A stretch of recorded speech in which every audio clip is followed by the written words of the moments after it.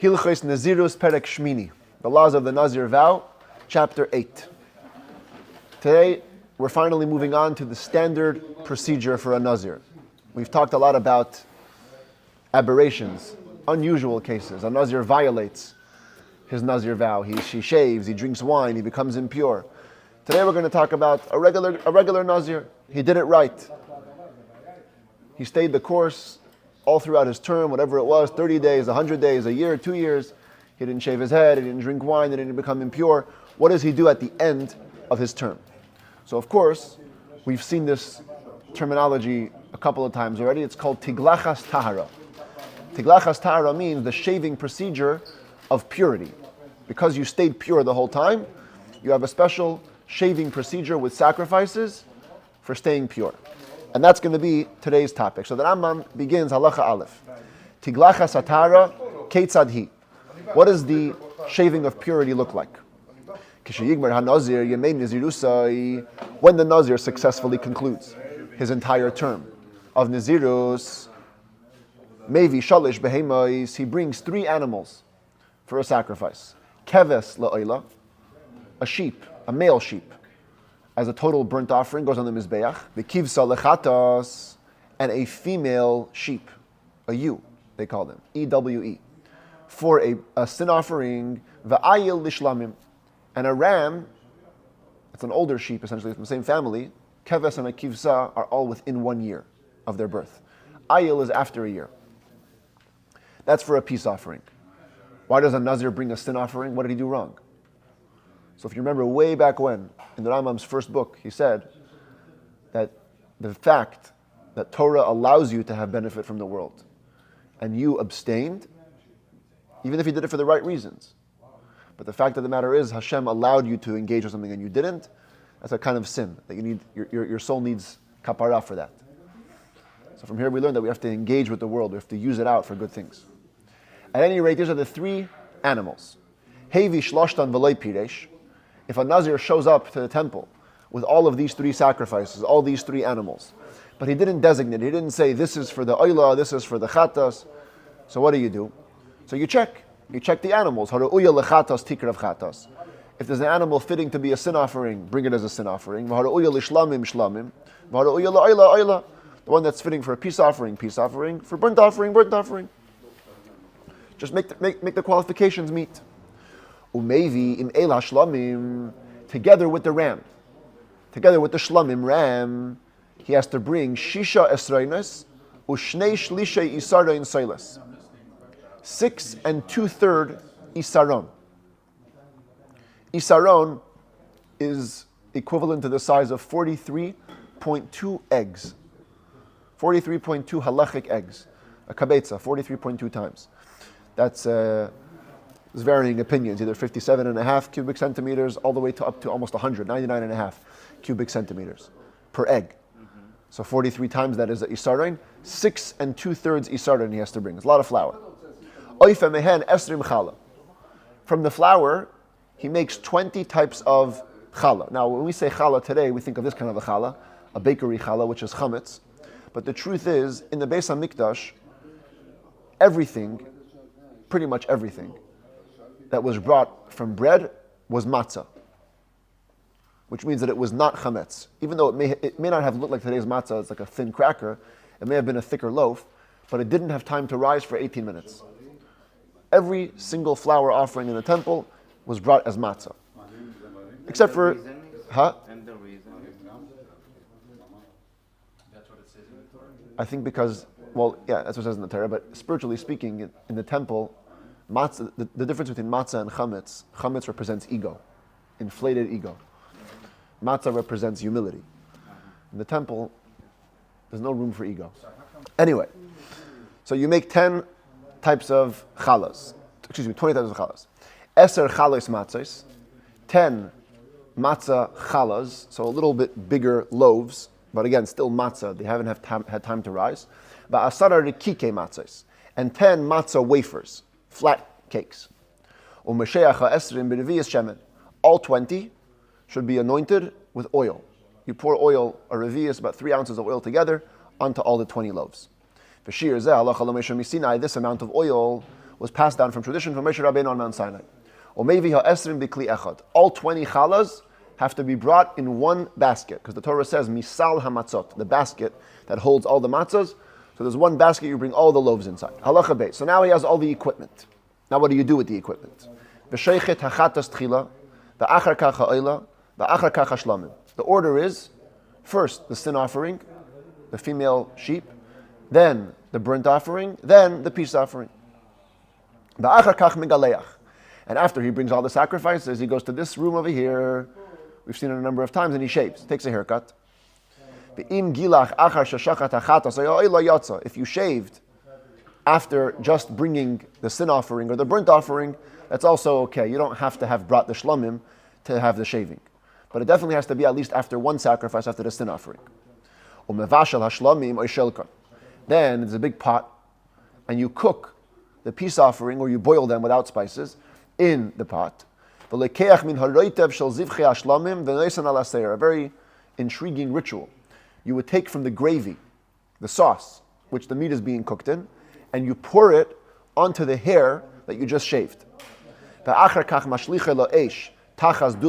then you throw all the hair with the gravy back into the fire under the pot of the peace offering, and that's the conclusion of the ritual. If you threw it under the sin offering, not under the peace offering, it's also okay, as long as the hair ends up under the pot that's cooking one of the offerings. Halacha Gimel, v'heichan megaleach sa'arai, where exactly was this room where the Nazir would shave his hair? Be'ezras hanashim, in the women's courtyard. So here's a map, a bird's eye view of the Holy Temple. This structure here is called the Heichal. That's the main, the actual building of the temple. Around it, this first square is called the Azara, the courtyard. And then in front of that courtyard, there was another courtyard called the Ezras Nashim, the women's courtyard. Why the women's courtyard? Because over here, women were allowed to be at some points during the year. But usually it was used not by women. In the four corners of the Ezras Nashim, there were four separate chambers that were used for different purposes. One of them, this one here, was called the Lishkas HaNezirim. That was the chamber. It was a special chamber for Nazirites. So the Rambam says, Be'ezras HaNashim, in the women's courtyard, Belishkas HaNezirim Shahois Hasham, Bekeren Mizrachis Dreimis, in the chamber for the Nazirites that was there in the southeastern corner, because the Kodesh HaKodashim, the Holy of Holies, was on the west side of the temple structure. This is west, this is east, this is the southeast corner of the Ezras Nashim. B'sham mevashlim es shalmeyan, u'mashlichin sardan le'esh, that's where they cook the peace offering, that's where they throw the hair under the fire, and that's the ideal place to do the shaving procedure. If the Nazir didn't come to the temple, he shaved his head somewhere outside of the Holy Temple structure, in the country, meaning in Israel, he's fulfilled his obligation. But if he has concluded his term properly, whether or not he shaves in the Holy Temple or outside of Israel or outside of the temple, he must throw his hair under the pot. So unlike, let's say, in contrast to the Nazir who becomes impure, the Rambam over there says, wherever you shave your hair, you don't have to throw your hair under the pot. Over here, wherever you shave your hair, you have to throw it under the pot. So whether you shave in the temple or not, you got to send your hair to the temple to be thrown into the pot over there. Interestingly, over here, this Nazir is in this room over here, he's in this chamber. But he doesn't begin to shave unless the opening to the Azara, the opening to the courtyard, is open.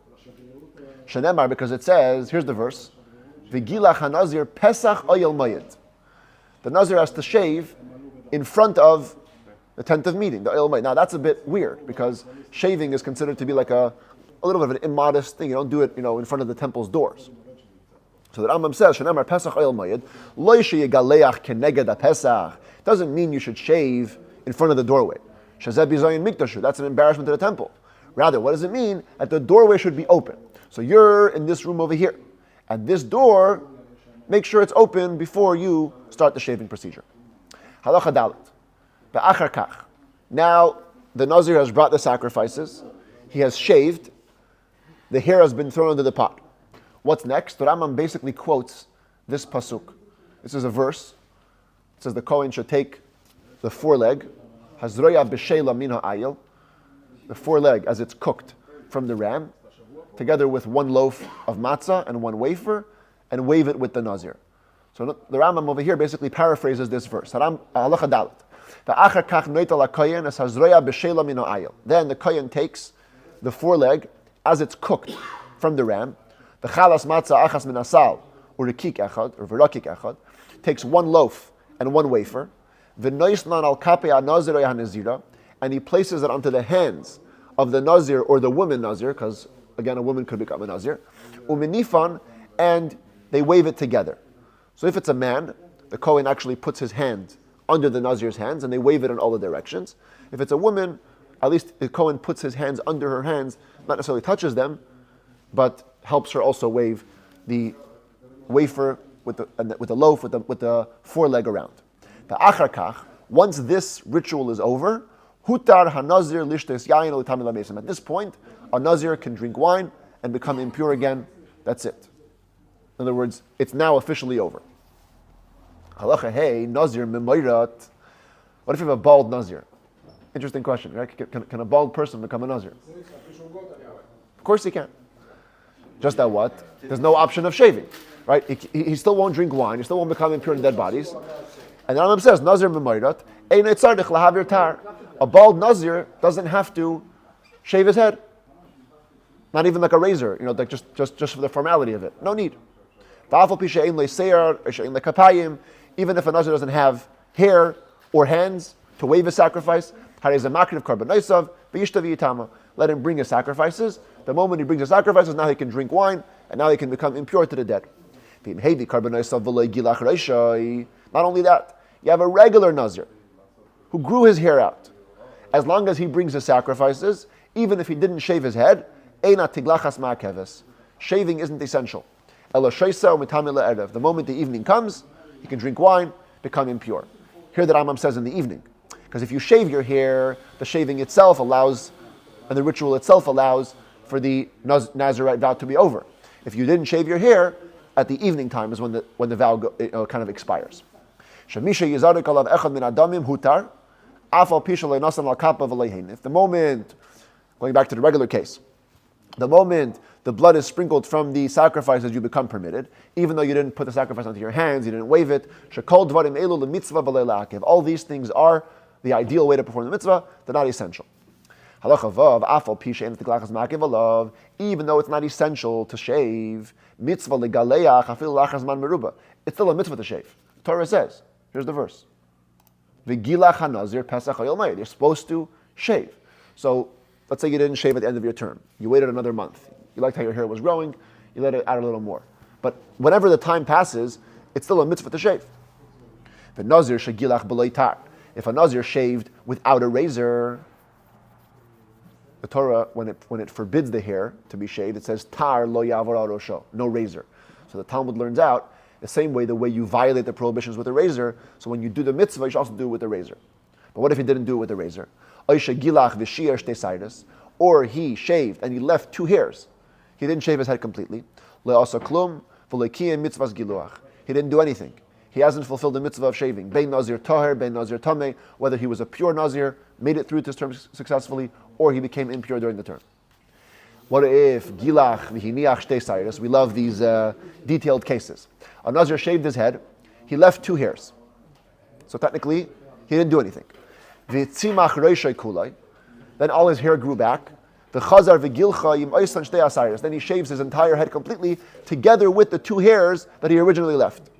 Oisha gilach achas v'nashra achas, or after he left over the 2 hairs, he shaved 1 hair, and the other hair fell off. He has fulfilled the mitzvah of shaving. Nashra achas v'gilach achas. If of the 2 hairs, the first one fell off, and then he shaved the second one, ein kan mitzvahs giluach, he didn't do the mitzvah. Because the mitzvah is to shave everything. If you shave everything down to the last hair, and the last hair falls out, that's okay. But if you shave down to 2 hairs, and 1 hair falls out, and I only have 1 hair left, for 1 hair you can't do a mitzvah of shaving. Halacha ches. Gilach al hashlamim. What if the person, the Nazir, shaved after just bringing the peace offering? Remember, ideally, you were supposed to bring all 3, and at least the chatas, a sin offering. He didn't do that. He brought the shlamim, the peace offering, then he shaves his head, v'nimtza pasol. And it turns out that the sacrifice was disqualified. There are many ways, we're going to see in the Rambam's 8th book. you slaughter an animal improperly, you have the wrong thoughts, you sprinkle the blood the wrong way. Many things can invalidate a sacrifice. So you brought the shlamim, you shaved, and then it turns out that your shlamim offering is disqualified. Tiglachtoi psula uzvachav le'alulei. The Rambam says the shaving is disqualified, the karbanos, the sacrifices don't count. You got to do a redo. Gilach al hachatos v'nimtzos shalei nishchatel l'shem chatos. You shaved your head after bringing the sin offering, and it turns out that it was slaughtered with the wrong intent. And then you brought the other ones, the oila, the shlamim, properly, totally properly. But the first one didn't have the right intent. Shaving is disqualified. The karbanos don't count. Sorry, the first one wasn't brought properly. It's not brought properly. Too bad. So halacha test. You brought the burnt offering, peace offering. They were slaughtered with the wrong intent. And then you brought other sacrifices to bring them with the right intent, but it doesn't matter. Since you shaved after bringing those sacrifices with the wrong intent, the shaving is disqualified, the sacrifices don't count. If you brought all three sacrifices properly, brought the sin offering, the burnt offering, the peace offering, and then you shaved, and at least one of them was found to be kosher, now the shaving is kosher. Bring the rest of the sacrifices afterwards properly. Now, whenever we said in the last few halachot that your shaving is disqualified, what that means is it's basically like somebody shaving in the middle of his term of Nezirus, which, as we explained 2 days ago, you destroy 30 days. You got to redo 30 days. So it turns out, any of these cases where we said it's improper shaving, you're going to count 30 days after the improper shaving. The sacrifices. Halacha Yud Beis. Shalmei Nazir sheshchatan shaleika mitzvasa. The peace offering of a Nazir that was slaughtered in an improper way. The wrong intent, the age of the animal was wrong, it was too old, too young. Ksherim. The shlamim itself, the peace offering itself, is kosher. The ein oilim labaylim l'shem chayva. It doesn't count for the owners to fulfill his obligation, but the sacrifice itself is kosher. And therefore he has to follow all the laws of a peace offering. V'ne'echalin liyom echad. They can be eaten for one day, like the Nazir's sacrifice. Usually a peace offering can be eaten for 2 days. But the Nazir's sacrifice, we say it every morning in davening, hatoida ve'il Nazir, ne'echalin liyom echad. They're eaten for one day. Ve'ein tu'unin lechem. Unlike a regular Nazir's shlamim, these ones don't require to have bread brought with them because they weren't slaughtered properly. Now what's the next words you have there? V'loi matanos or utu'unin? Yud Gimel or? No, the end of Yud Beis. Ve'enon tu'unin lechem. Ve'en tu'unin lechem ve'lo matanos. Yes. V'loi matanos v'loi zraya. So the Rambam in most texts it says, it doesn't require the gifts or the foreleg. The gift means that when you have a shlamim, there's 3 parts of the animal that goes to the Kohen. And here the Rambam seems to be saying that this Nazir's shlamim that was slaughtered improperly doesn't need to have bread, doesn't need to have the gifts, doesn't need to have the foreleg. Now, while the first and last make sense, the middle one, the matanos, many of the commentaries argue, and therefore they either interpret the word matanos as placing it in the Nazir's hand for the waving, for the Kohen, the Nasan, he puts it into the Nazir's hand. Others actually change the text and they say utu'unin matanos. In this case, it doesn't have to have bread. The special foreleg as it's cooked doesn't have to have, but the gifts to the Kohen does have to be taken from the shlamim. Anyway, Yud Gimel. Shalish behemis elu v'halechem habayim mohem. The Nazir's 3 animals plus the breads that come with them, hakol min hachulin. They all have to come from regular money. Kishar nidri hektish, kameshi yisbar b'im kaima, like any other promise to bring a sacrifice, as will be explained. Let's say a person, we'll bring it up right now. Just this famous tithing page. Every time a person has crop, he brings 2% to the Kohen, 10% to the Levi, then another 10% is called Meiser Sheni, the second tithe, which basically is you take crop or money and you bring it to Yerushalayim and you spend the money on food which you eat in Yerushalayim. So Meiser Sheni money is like kind of in between. It can be used for regular food, but the money itself has a holiness to it. So the Rambam over here is basically saying that when you bring a sacrifice, you cannot bring these sacrifices from the money of Meiser Sheni, of second tithe. It has to be ordinary, regular money. Even if, says the Rambam, Malacha Yudalit, if somebody says, Hareini Nazir al Menas Sha'agaleach Mima'is Meiser Sheni, I want to become a Nazir only on condition that I'm going to be able to bring my sacrifices and shave with using money of Meiser Sheni funds. Says the Rambam, we split your words in half. Harez a Nazir. Yeah, you are going to be a Nazir. The Einei Mevi Karbanesav Mina Meiser Ela Mina Chulin. You cannot bring your sacrifices from the Meiser Sheni money, only from ordinary funds. What if he mixed it up? He said the other way. He said, on condition that I'm going to bring my money from Meiser Sheni, I'll be a Nazir. Then some opinions say that he actually could, because he clearly stipulated it on being able to bring Meiser Sheni money. Here, he uses the word Nazir first. I'm going to be a Nazir. Pause. Then he adds conditions later. We don't take it into account. But if he did it the other way, he might be able to. Halacha Tezvav. We have a special law by Nazir. Ha'ish shenadar ben Nazir. If there was a man who made a vow to be a Nazir, yesh lahavi karbanos aviv la'atzmai u'megaleach aleim. He can use sacrifices that were separated by his father for his own Nazir procedure. The Rambam will soon describe what this means. Either it means his father died, and then he became a Nazir, or he was a Nazir in his father's lifetime, and then his father died. Point is, his father had stuff separated for his own Nazir vow. The son could use it from his father. However, only a son. A woman, a daughter, cannot use her father's sacrifices for herself. This is not a sensible or rational law. This is as received from oral tradition. A man can use his father's, not a daughter. Keta, what would this mean, practically speaking? You have a father, Misha Haya Aviv Nazir. His father was a Nazir. The Hifrish Mois Liknes Bahan Karbanaisav. This father puts away a sack of money. Over here you can see the money. These are for my sacrifices. Now he didn't buy any specific ones, just put away the money. Umeis v'hiniach hamois tumin. He dies, leaving the money undefined. We don't know which sacrifice is going to go for which money.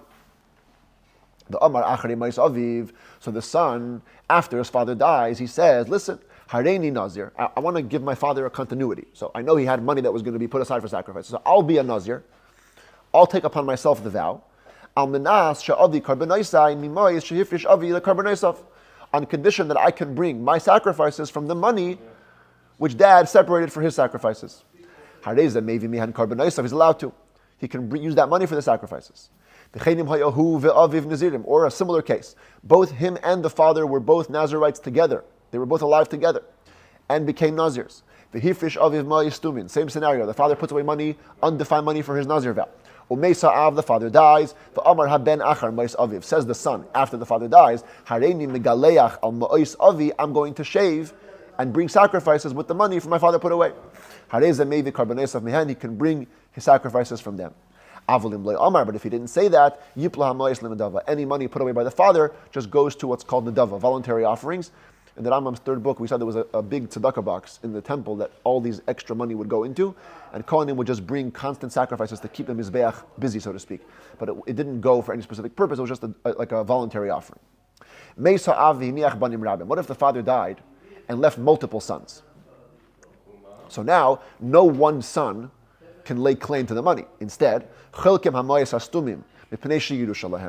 you divide this money between all the sons because it's their inheritance.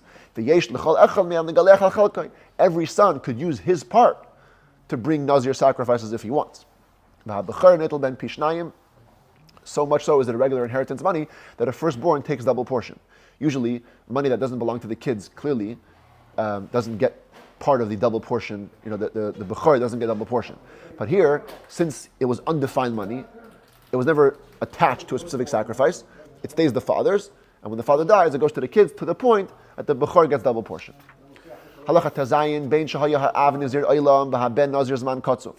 This law is true whether the father was a Nazir forever and the son took a vow of a defined term of Nezirus. Whether the father was a Nazir for a time and the son took upon himself a Nazir forever. Doesn't matter. He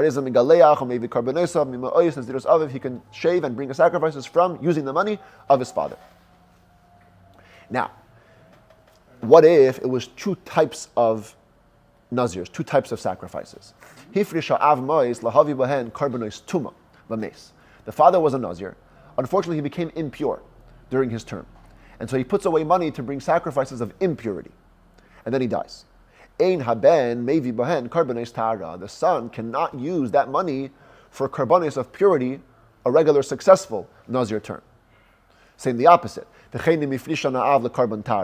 the father put away the money for a sacrifice of purity and then he died, the son cannot use them to shave with a shaving of impurity. Because in these cases there are doubt. And if he brings the sacrifices, they don't count. Basically, which means he has to bring a new set of sacrifices, which is a big debate in the commentaries, because if you say doubt means could be yes, could be no. And if it could be yes, that he fulfilled his obligation, then how could he bring more sacrifices to the temple?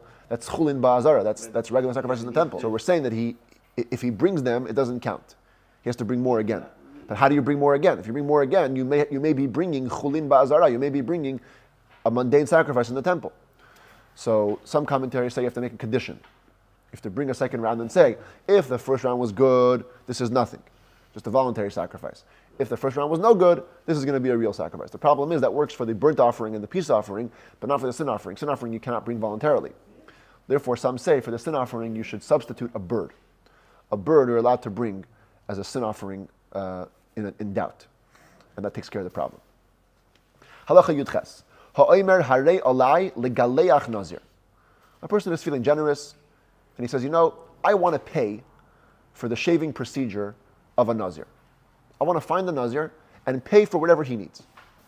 Chayav lahavi, karbonos tiglachas tara. So you have to do that. You have to bring the sacrifices, the three animals, with the flour, all of these things that are involved in a shaving of purity. Umakrivan al yad is the nazir sheyirtze. Find the nazir and tell him, listen, I'm going to donate, this is for you. And you bring them with another nazir, whatever one you want. Amar harei olai chatzi karbonos nazir. But if he says, I take upon myself to pay for half of the sacrifices of a nazir, oyim amar harei olai legaleach chatzi nazir, or I want to pay for the shaving procedure of half of a nazir, harei zamevi chatzi akarbonos, so you can do half. You bring half the sacrifices, le'ez nazir sheyirtze, for whatever nazir you want. The oisei nazir mashlim karbonos mishalei, and that nazir will pay the difference. Listen, 50% off. I'm paying for the first half. You cover the second half. Aval im amar, but if he says a little different language, harei olai karbonos chatzi nazir.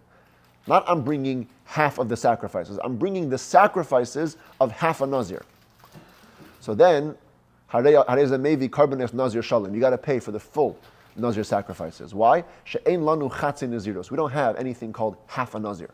You could bring half of the nazir sacrifices, but you can't bring karbonos of half a nazir. That's not a halachic entity. Halacha yutes. Ha'omer, if somebody says, Hareini nazir v'alai legaleach nazir. I'm going to be a nazir, plus I'm taking upon myself to pay for the expenses of another nazir's shaving. V'shama chaverei v'amar va'ani. And his friend here says, you know what, me too.